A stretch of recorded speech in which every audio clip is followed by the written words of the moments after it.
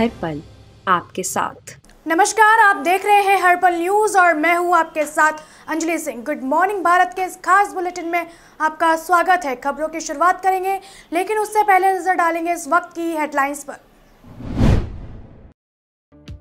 PM की सुरक्षा चूक पर सीएम चन्नी की सफाई, कहा मुझे खुद खेद है कि पीएम को वापस लौटना पड़ा। पीएम पर कोई हमला नहीं हुआ, न ही ऐसी सोच थी।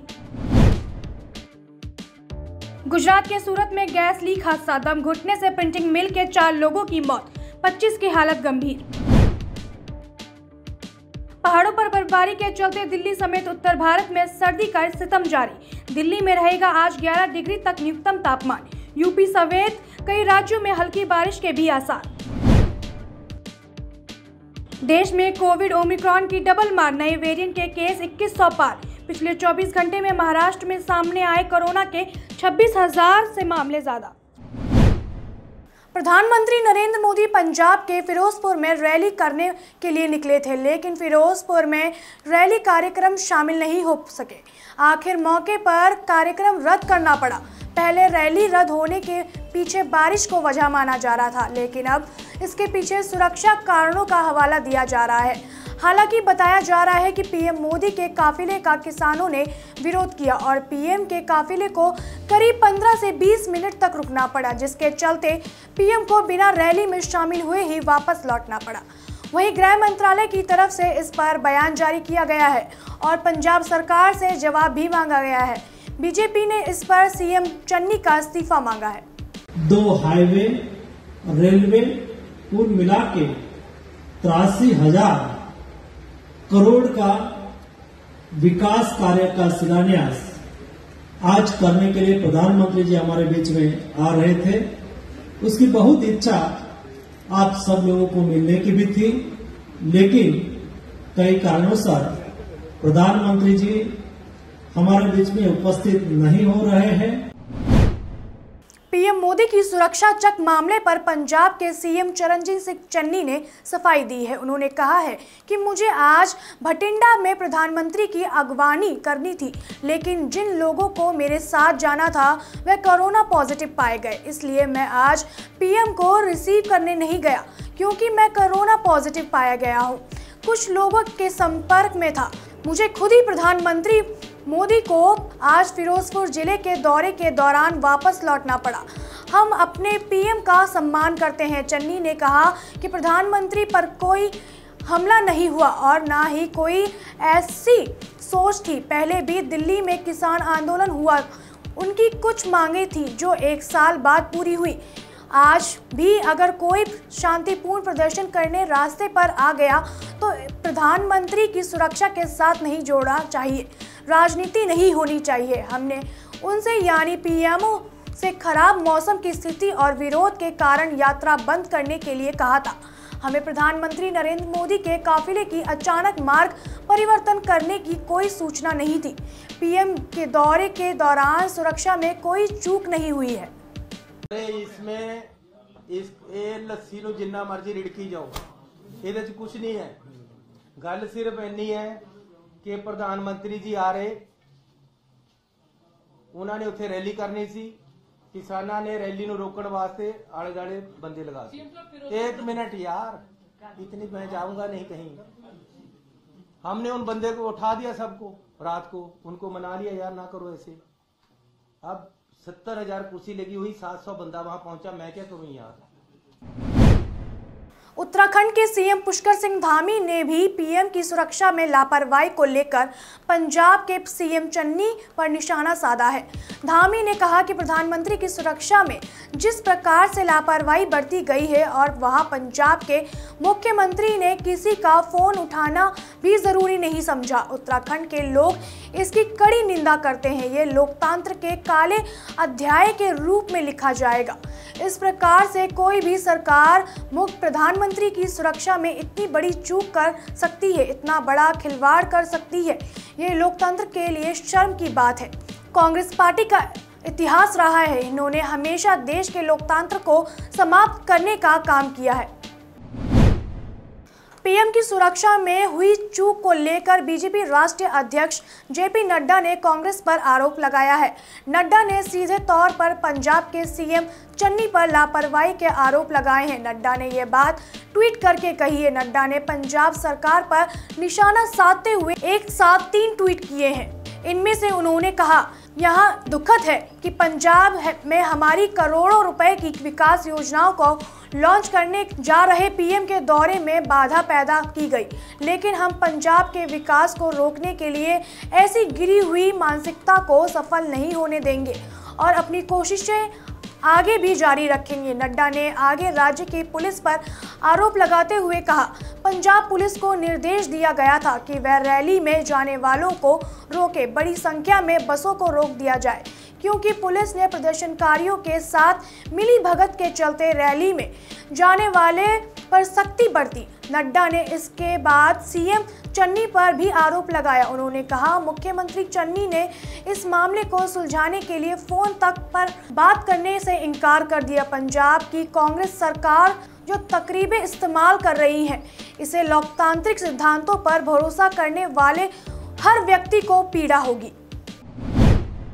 पंजाब में पीएम मोदी की सुरक्षा में चूक को लेकर एमपी के सीएम शिवराज सिंह चौहान का बयान आया है। उन्होंने इसकी निंदा करते हुए कहा, ये प्रधानमंत्री की जिंदगी से खिलवाड़ नहीं, ये राष्ट्र की सुरक्षा से खिलवाड़ है। क्या कांग्रेस की सरकार नफरत से इतनी भर गई है कि प्रधानमंत्री की सुरक्षा से खेल जाए? ये आपराधिक षड्यंत्र है और देश की जनता इसके लिए कभी कांग्रेस को माफ नहीं करेगी। देश की करोड़ों जनता और भगवान को धन्यवाद कि आज प्रधानमंत्री नरेंद्र मोदी का जीवन सुरक्षित है, वरना कांग्रेस और गांधी परिवार ने कोई कसर नहीं छोड़ी थी। इस देश में पहले कभी नहीं हुआ। प्रधानमंत्री की सुरक्षा की जवाबदारी राज्य सरकार की थी। देश की करोड़ों करोड़ जनता का आशीर्वाद माननीय प्रधानमंत्री श्रीमान नरेंद्र मोदी जी के साथ है। भगवान को धन्यवाद कि उनका जीवन सुरक्षित है, वरना कांग्रेस की सरकार और गांधी परिवार ने तो कोई कसर नहीं छोड़ी थी। उनकी सुरक्षा के साथ जो खिलवाड़ किया गया वो इस देश में पहले कभी नहीं हुआ। प्रधानमंत्री जी की सुरक्षा की जवाबदारी राज्य सरकार की थी। ये प्रधानमंत्री जी की जिंदगी से खिलवाड़ नहीं है, ये तो राष्ट्र की सुरक्षा के साथ खिलवाड़ है। क्या कांग्रेस की सरकार, गांधी परिवार नफरत से इतना भरा है कि प्रधानमंत्री जी की सुरक्षा से खेल जाए? यह आपराधिक षड्यंत्र है। रक्षा मंत्रालय ने एक सर्कुलर जारी कर साफ किया है कि पेंशन और पेंशनर कल्याण विभाग व्यवस्था दी गई थी कि पारिवारिक पेंशन पाने वाले सदस्य पर सरकारी कर्मचारी की हत्या का आरोप लगाने या ऐसी किसी अन्य अपराध के लिए भड़काने का आरोप लगाता है तो उसकी पेंशन उससे ना मिलकर परिवार के किसी अन्य पात्र सदस्य को दी जा सकती है। रक्षा मंत्रालय के भूतपूर्व सैनिक कल्याण विभाग ने 5 जनवरी 2022 को शासक बलों के पेंशन विभागियों के लिए डीओपी एंड डीडब्ल्यूयू के नियमों को लागू करने के संबंध में आदेश जारी कर दिया है। यह प्रावधान 16 जून 2021 से लागू हो गया था। बरेली में कांग्रेस द्वारा आयोजित लड़की हूं और लड़ सकती हूं मैराथन के आयोजकों के खिलाफ पुलिस एफआईआर दर्ज की है। मैराथन के दौरान भगदड़ मच गई जिसमें कई मैराथन में हिस्सा लेने आई कई युवाओं को चोटें आई थी। मैराथन में घायल कई लड़कियों को गंभीर हालत में जिला अस्पताल में भर्ती कराया गया है, जिसके बाद पुलिस ने अव्यवस्था के लिए जिम्मेदार लोगों के खिलाफ कार्रवाई की है। कांग्रेस यूपी में प्रचार के लिए कई जिलों में लड़की हूं और लड़ सकती हूं मैराथन का आयोजन करवा रही, जिससे कांग्रेस युवाओं तक सीधी पहुंच बना सके। इन कार्यक्रम में कोरोना गाइडलाइन की भी जमकर धज्जियां उड़ाई जा रही थी। 5 जनवरी को उत्तरा हाईकोर्ट ने चुनाव आयोग से कहा है कि कोरोना के बढ़ते मामलों को देखते हुए वर्चुअल रैली करने और ऑनलाइन चुनाव करने के लिए कहा है।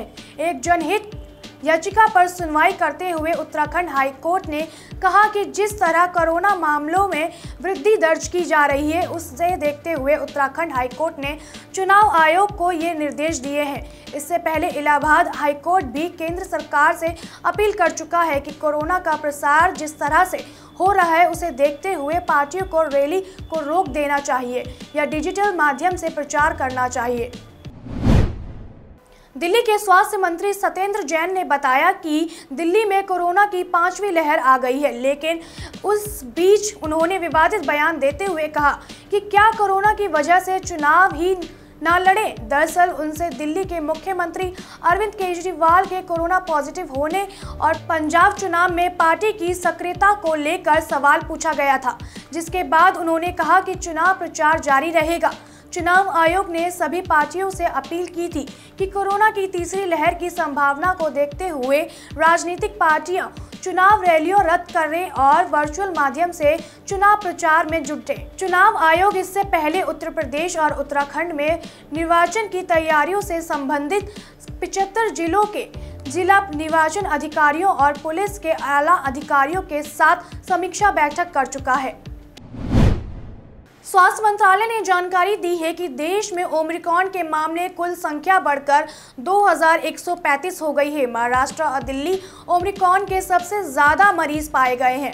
महाराष्ट्र में 653 और दिल्ली में 464 मामले हैं।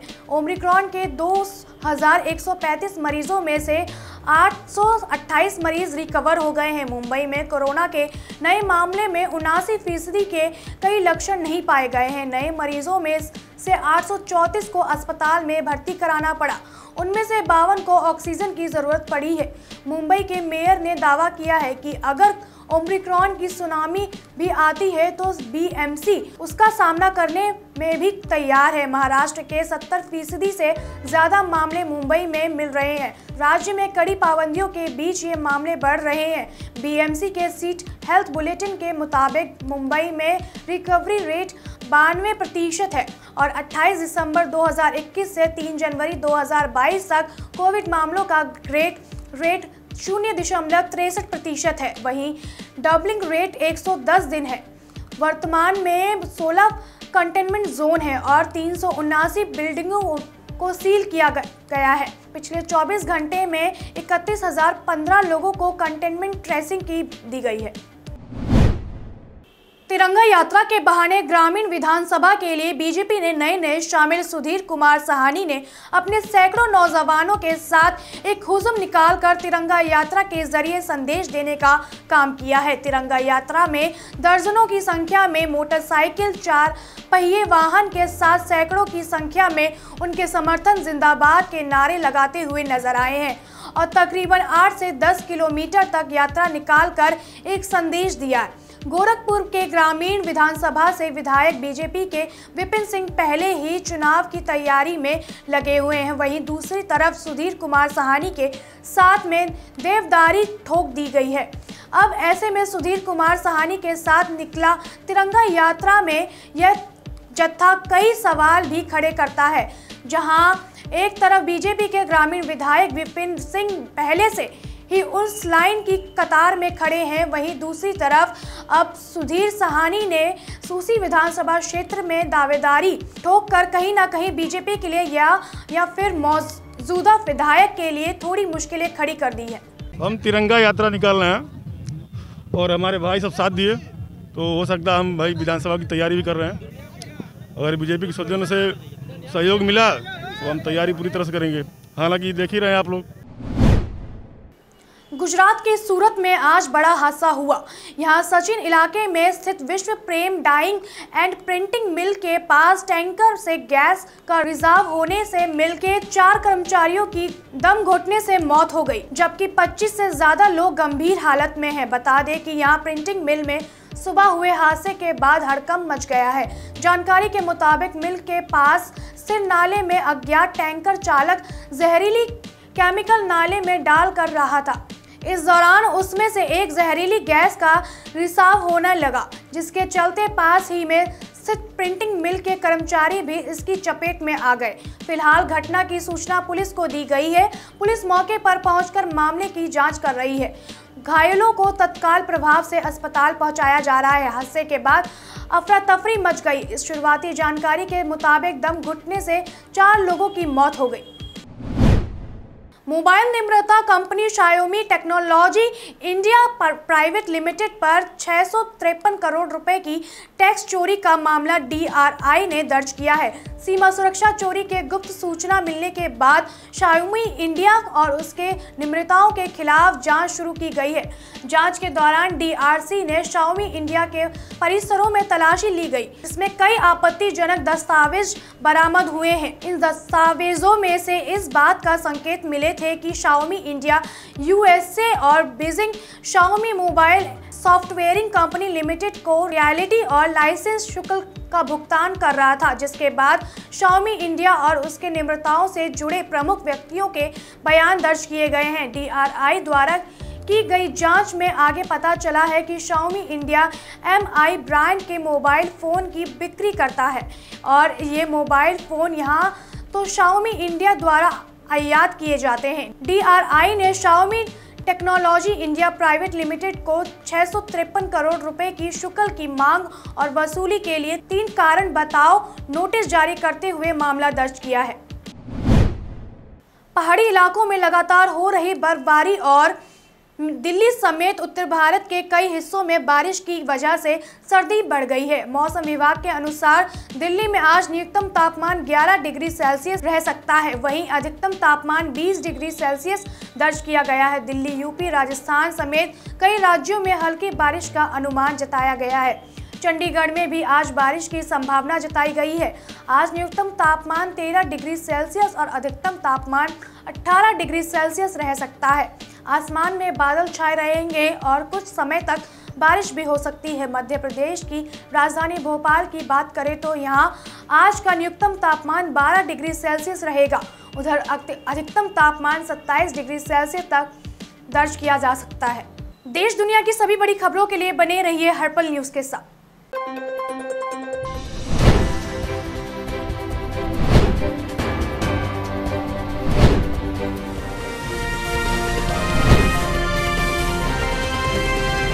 हर पल आपके साथ।